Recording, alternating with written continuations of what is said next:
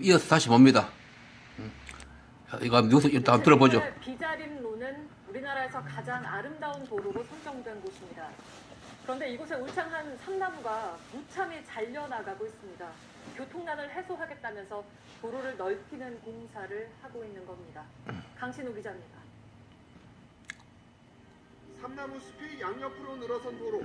지난 2002년 당시 건설교통부는 각 지방자치단체로부터 추천된 90곳 중 이곳을 가장 아름다운 도로로 뽑았습니다. 그런데 지난주부터 이곳의 나무들이 마구 잘려나가고 있습니다.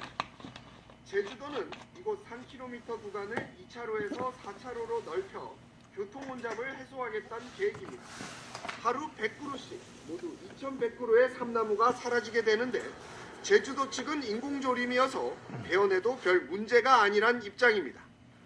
하지만 환경단체들은 별로 설득력이 없다고 주장합니다. 공사구간과 맞닿아 있는 도로가 2차로로 남아있어 이 도로를 확장해도 곧바로 병목 현상이 생긴다는 겁니다. 교통량은 많긴 하지만은 이제 정체 구간은 아니거든요. 이제 확포장 공사의 필요성이 있다고 볼 수는 없는. 제주도는 또 2015년 환경부 소규모 영향평가 협의도 완료했다고 강조했습니다. 자, 여기까지 보고요. 다음에 다른 거 한번 보죠. 이 앞에서 봐서니까요. 경관 훼손 논란을 일으켰던 제주 비자림로 확장 공사가 결국 일시 중단됐습니다. 그 아름답던 삼나무들을 왜 베어내느냐 여론이 들끓자 제주도에서 일단 멈칫했습니다. 강인희 기자입니다. 도로 양옆으로 늘어선 삼나무숲 경관이 빼어난 비자림로. 도로 3km 구간을 4차로로 넓힌다며 많은 삼나무들이 잘려나가 지금은 밑동만 남았습니다. 이미 공사가 상당 부분 진행되면서 보시는 것처럼 길이 300m, 폭 20m가량의 삼나무숲이 그 모습을 잃었습니다. 도로 확장 공사 과정에 제주 옛 목장터의 경계를 나타냈던 일명 자성 돌담까지 훼손됐습니다. 급기야 해당 도로가 2002년 건설교통부 선정 아름다운 도로로도 밝혀지면서 도로 확장을 반대하는 청와대 국민청원까지 등장했습니다. 이 같은 비판 여론에 제주도는 삼나무와 주변 오름보호 방안 등을 다시 검토하겠다며 공사를 일시 중단했습니다. 자, 여기까지 보고요. 그리고 유튜브에 뭐 이런 저기 보수 마이크들이 지금 일어난 무슨 손혜원 씨나 뭐 이런저런 문제에 계속 공격하고 있고 패널 나와서 텔레비뿐만 아니고 이거 유튜브의 개인 방송들이 거의 지금은 방송국 수준으로 갔는 건데 이게 여기도 지금 이 몇몇 곳은 거의 자본이 그냥 투입돼 가지고 지금 보수측 그러니까 보수측에 지금 어떤 뭐 대기업이 뭐 연결되는지 모르겠지만 어쨌든 뭐 돈이 자본이라는 게 뭐 엄밀히 다 깔려 있죠. 그 자본이 투입되는지 거의 뭐 방송국 수준으로 화면을 보면 시설이 돼 있고 그 지경이고 거기에 대해서 또 반발한다고 또 민주당 쪽 뭐 몇몇 사람 유명한 마이크들 있잖아요. 김어준 씨 이런 사람만 말할 것도 없고 그거에 대해서 또 새로운 뭐 변명 겸 반박 이렇게 뭐 유재일 씨 뭐 왜 이래 정치가 더럽게 합니까? 그리고 뭐 이 사람이 몇 사람 있더라고요. 여기 지금 시사탑 이게 뭔가 문재인 대통령은 역사의 정의를 세우고 있다. 뭐 이런 얘기 하고 있고 뭐 떠들고 했어. 뭐 난리도 아니야. 서로 그러니까 지금 여론을 자기 편으로 만들려고. 그런데 이제 뭐 여론을 자기 편으로 만든 거 있지만 또 한편의 진실은 장사하는 것이지. 그러니까 지금 이런 사람들이 그 텔레비전에 그 중에서 개중에 나갈 수도 있는데 안 나가고 오히려 유튜브에 여기 개인 방송 개설하니까 그 수입이 상당히 나오니까 그러고 이런 자유롭게 떠들 수 있으니까 이제 자기 장사도 하는 거예요. 그런 욕망도 실현하는 거예요. 자, 그것까지는 다 좋아. 그까지는 다 좋은데 이 내가 생각하는 국민의 건강성과 국가의 건강성과 국민의 행복이 도대체 저런 사람들이 하는 행위가 어떤 의미를 그 이익을 그쪽에 이익이 되느냐 저런 것들에 도움이 되느냐 할 때 도움 안 돼요. 전혀 도움이 안 돼요. 다 상행이고 결국 분열 정책 이런 거 그럼 국민들 80~90%는 관심도 없어요. 그냥 정치 관심도 없어요. 일부만 떠들고 앉았지. 물론 텔레비전 같은 데 영향을 받지. 여기도 일부 영향은 받지만, 자, 앞에서 대충 다 얘기했고, 결국 노무현 대통령이 그러면 깨어있는 시민의 조직된 힘이 필요하다. 민주주의를, 성취하기 위해서는. 근데 노무현 대통령 그분이 어디까지 깊이 이걸 연구했는지 모르겠지만도, 뭐, 내가 더 깊이는 모르니까, 그냥 추상적인 그것이 있었고, 뭐, 그분이 이제 일찍 세상을 떠났으니까 이제 더 이상 할 수 없는 거고, 결국은 세상을 바꾸는 것은 시민이 어떠냐, 국민의 의식이 어떠냐는 것, 이런 건데, 결국 생활 정치가 이루어지는 게 가장 좋다고. 그거의 근본적인, 거기서 해결된다고. 생활 정치라는 것은 미시 혈관으로 각 전국의 그 나라의 각 지역의 전부 생활 단위로 이렇게 어떤 대단한 뭐 정치 구호에 오는 게 아니다고. 응? 토론도 하고 이런 의견도 모으고 결집하고 정리도 해가지고 각 이런 정치권 이런 통로로 국민들의 의사를 이렇게 전달되고 이런 시스템이 다 되어 있어야 되는데 뭐 독일 같은 데 잘 되어 있다 그러더라고. 선진국 몇국에는 진짜 생활 정치가 잘 되어 있다더만도. 자, 근데 우리는 그게 안 돼 있어. 그렇다고 저걸 만들 수도 없는 거야, 저거는. 1, 2년에 만들어지는 것도 아니고 10년, 20년, 30년, 40년 뭐 한 세기가 걸릴지도 모르고 그런 거다고. 자, 그러면 우리로서는 지금 이제 우리가 3.5 법칙이라고 있는데 그거 뭐 누구나 뭐 인터넷 찾아보면 툭 튀어나오니까 미국의 무슨 교수인가 그러니까 시민 저항권 어떤 집회 시 뭐 박근혜 대통령 물러나게 해서 그런 어떤 저항권이 그러니까 독재 권력이든 뭐든 필요 독재 권력이겠지 국민의 35%만 참여하면 다 무너진다. 3.5%면 5천만 원 같으면 뭐 3원 15, 180만 명 되나? 그 정도만 그러니까 그 사람들이 저 사람이 이렇게 실험을 해보니까 교수니까 대부분 저기에 다 들어가더라. 3.5% 정도로 국민이 참여하니까 그 집회 시위에 주장을 하고 대부분 웬만한 독재 정권도 거의 다 무너지더라 이 얘기인데 물론 뭐 저거에 대해서 어떤 반론도 있지만 어쨌든 그거는 맞는 것 같아. 어느 정도 저 정도 되면 웬만한 정권도 다 무너지는 것 같아.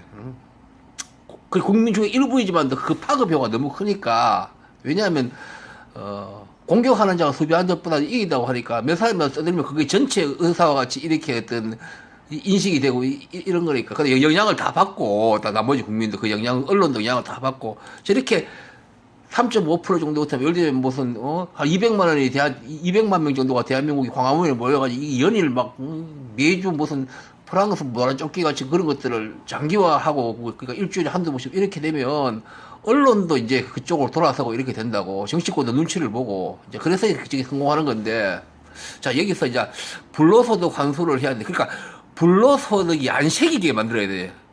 그러면 사람들이 자기 지역 개발을 하려고 난리라고 안 그런다고. 자기 지역 개발하려고 막 이기심 피우고, 국회의원들이 막 지역 예산 더 가져가려고 이 짓을 안 한다고.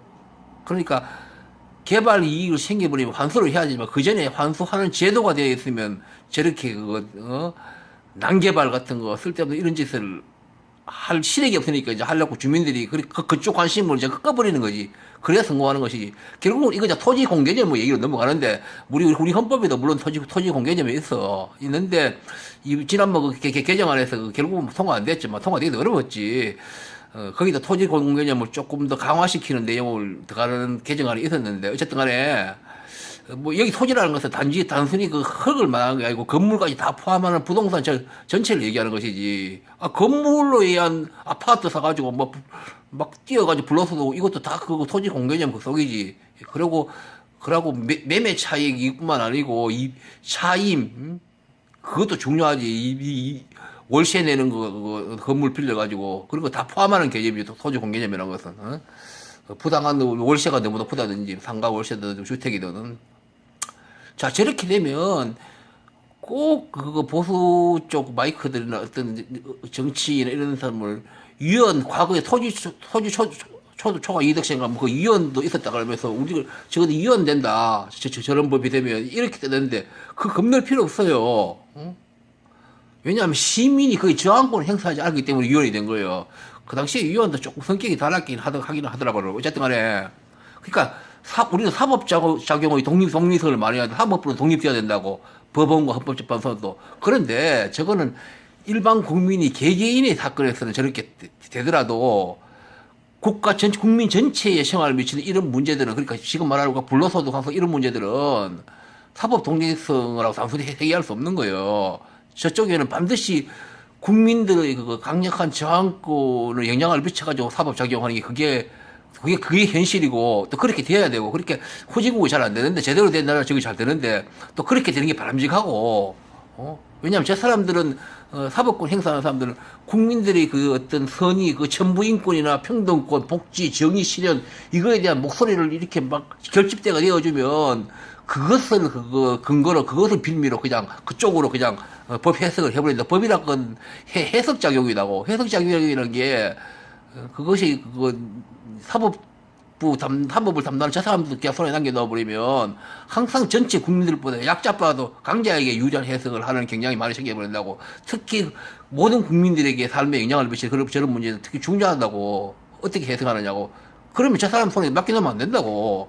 국민들이 거기에 정당한 요구를 계속 해야 돼. 예를 들면 지난번에도 그거 박근혜 대통령 물러날 때도 그러니까 촛불 집회 그런 걸 하면서 헌법재판소 있기 전에도 계속 국민들이 이 열의가 계속되고 안 했으면 그거 대통령직에서 면한다 이런 결정을 나온다는 보장이 없었다고. 있었기 때문에 가능한다고.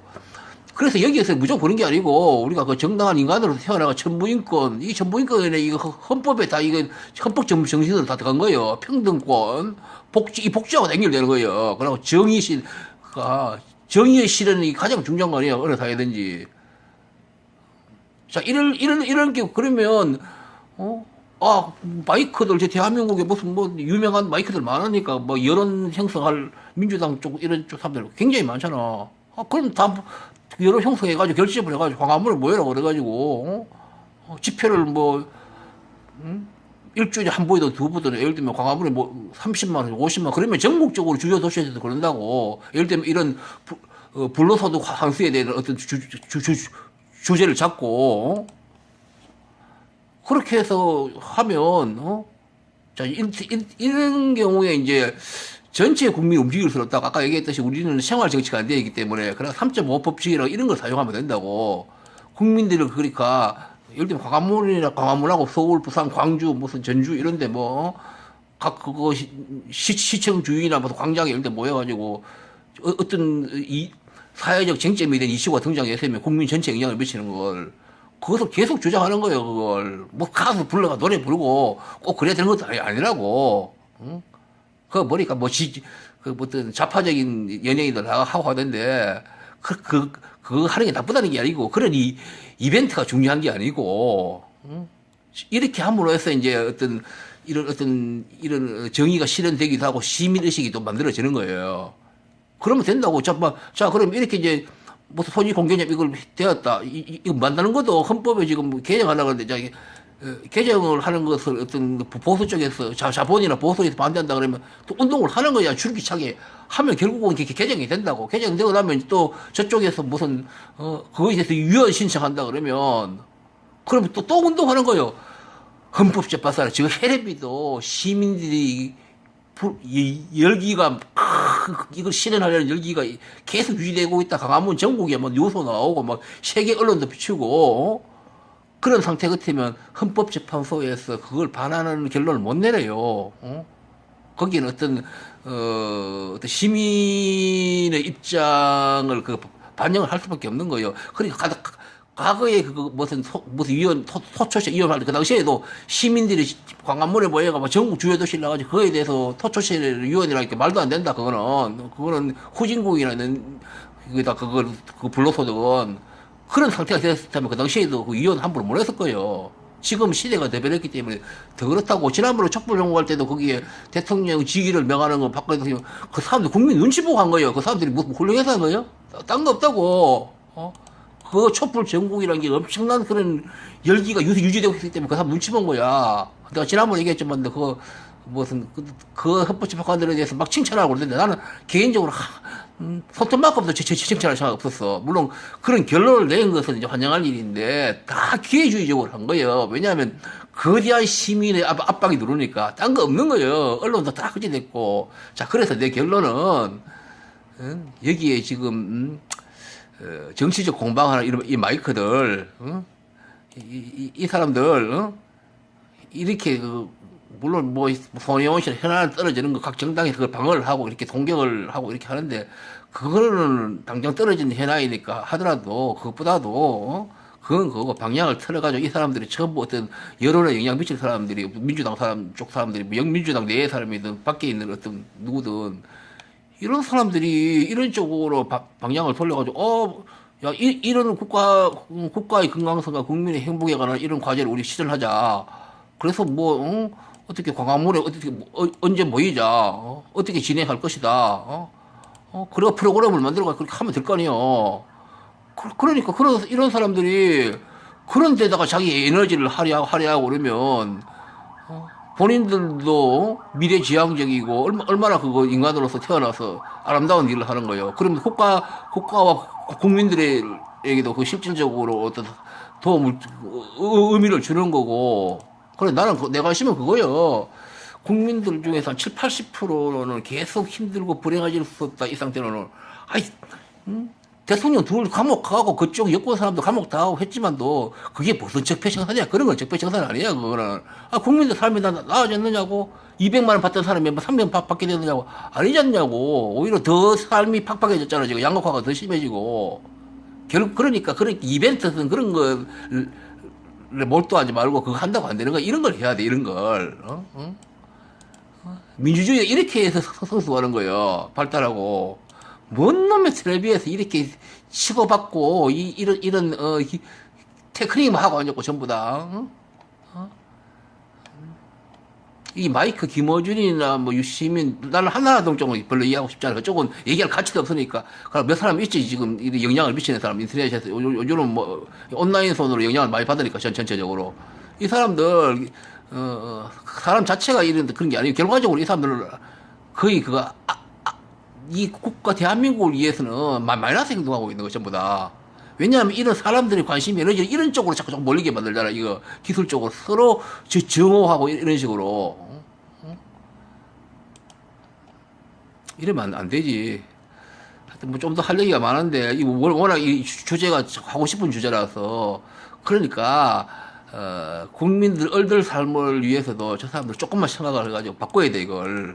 이렇지 않으면 이런 상태로 계속 치고받고 가다가 이 정권은 다 끝나버리는 거야. 자, 이렇게 하면, 이런 것을 하면, 이렇게 조직견차, 이렇게 하면, 이거에 의해서 현 정부도 지금 어떤 개혁에 대한 의지를 다 잃었어. 현 정부 힘도 없어, 내가 볼 때는. 그러면 국민들이 그 뒷받침 배경이 되기 때문에 강력한 배경이 참 고맙다. 그러면 우리도 우리 집권 입장에도 같이 나가자 하면서 그러면 같이 이제 집권 세력도 이거 같이 이제 같은 방향으로 이제 실현을 하는 거예요.